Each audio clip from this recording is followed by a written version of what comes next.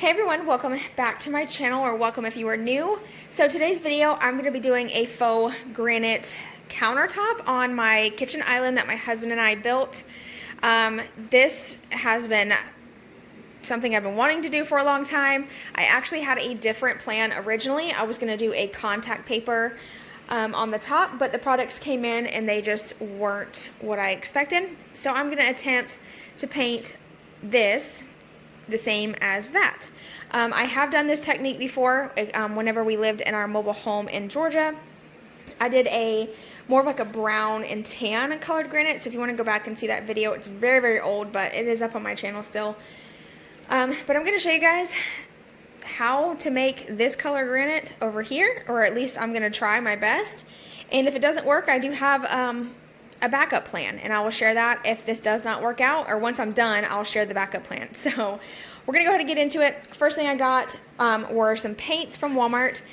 Now, I would usually buy all of the apple barrel kind, but they were sold out of all the craft paints because everyone all of a sudden wants to do crafts during quarantine. So I had to get what I could find that would match in here.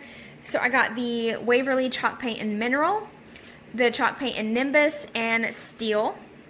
4 bottles of the black acrylic paint, some foam sponges to roll on this polyacrylic, which is the clear gloss, some masking tape, a plastic drop cloth, some natural sponges, and some gloves just to protect my hand from all the paint.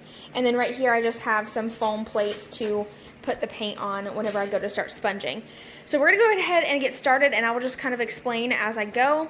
By the way, we did put the handles on. They are not exactly what I want, but it's better than nothing for now, and they were affordable, so I just grabbed them, and they somewhat match what we have in the kitchen. They look a little off at this angle because of the lighting, but they are the same color silver. It's just the lighting. Anyway, we're going to go ahead and get started. So the very first step is just pouring your paint onto a paper plate, or anything for that matter. It doesn't have to be necessarily a paper plate.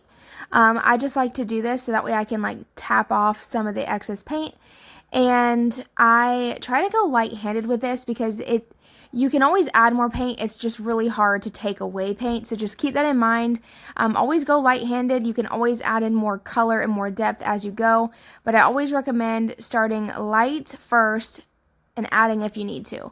So I'm just going to do this all over the countertop. I'll play some music, and I will kind of hop on here whenever I feel like I need to explain something.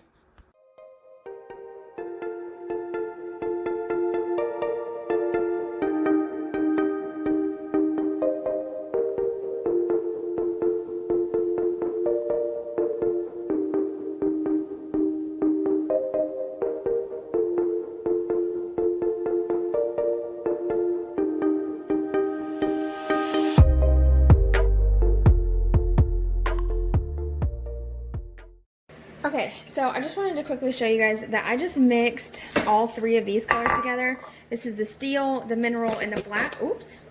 Whoopsie, sorry.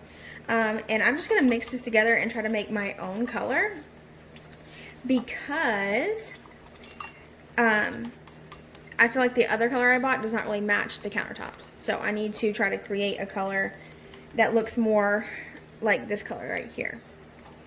So it's not quite black, but it's not tan either. So I'm just going to mix these colors together. I'm going to have to use a different stir stick until I get the color that I want.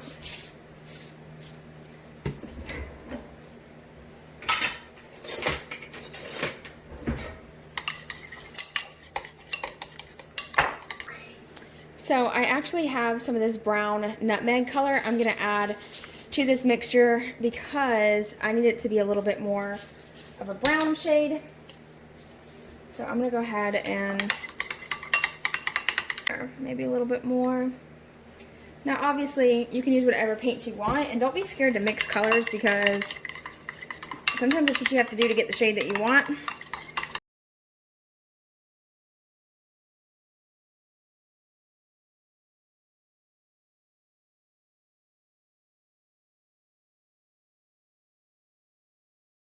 Oh, that's pretty close. I don't know if you guys can see, but this is like the color I'm going for right there. So not quite gray, it's like a little bit of a brown tone in there. So we're gonna try this. I'm gonna use a sponge, and I'm gonna go ahead and try this real quick on a plate and see how it looks. So in my case, I had to mix my color, but you don't have to do that. If you have a color that you like, you can just start sponging that on. And all I'm doing is just adding this color right on top of the other colors in no particular order. The whole point is for it to just be random and just blend the colors together. You don't have to wait for it to fully dry each coat. I personally don't. I think sometimes when the colors mix together, it just makes it blend a little bit better. But I am just doing this technique all over the counters and along the sides as well.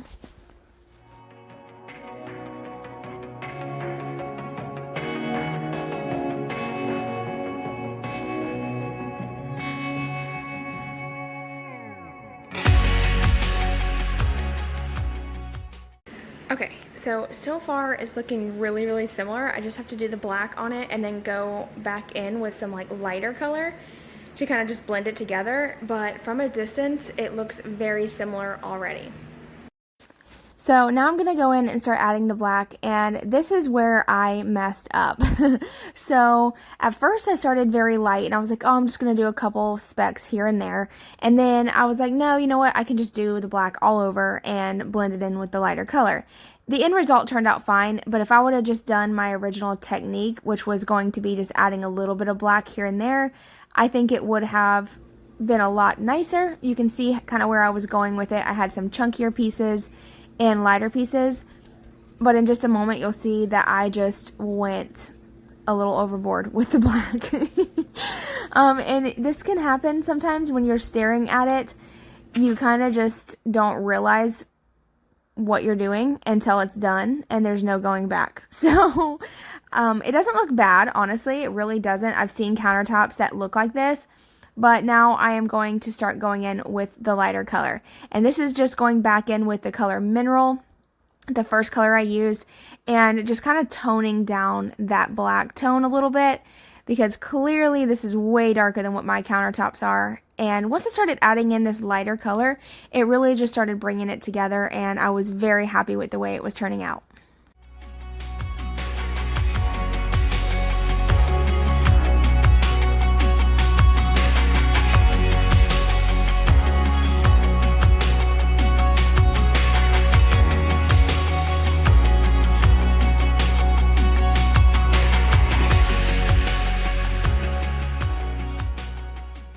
So this is how it is looking at the moment, and honestly I just feel like it has too much of a dark tone to it.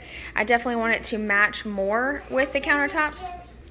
So like over here there's a lot more of a like white and tan tone, and then on over here I did a lot more black, and I wish I wouldn't have. I'm like kicking myself in the butt for putting that much black on there, but you know, you live and you learn. So I'm gonna go over it and see what I can do to lighten it up a little bit. So I am going to go back in with this color. This is the Waverly Mineral, and I'm just going to pour it on here because this has like that tan tone, and when it dries a lot lighter than it looks. So we're going to try that out and see what happens.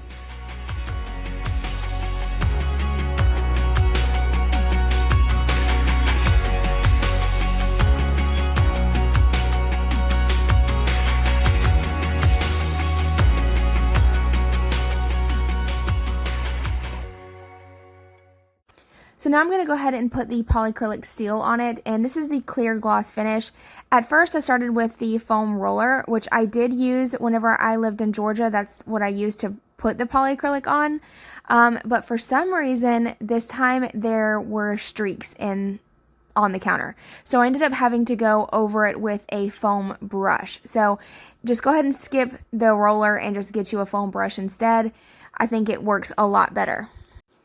Also, you'll notice that I am just pouring it onto the counter, and this is how I've been doing it for a while. Anytime I do a project, I usually will just pour the polyacrylic right on the counter or the table, whatever I'm working with, and just smooth it out as quickly as I possibly can. This is such an easy sealant to use, especially if you are a beginner.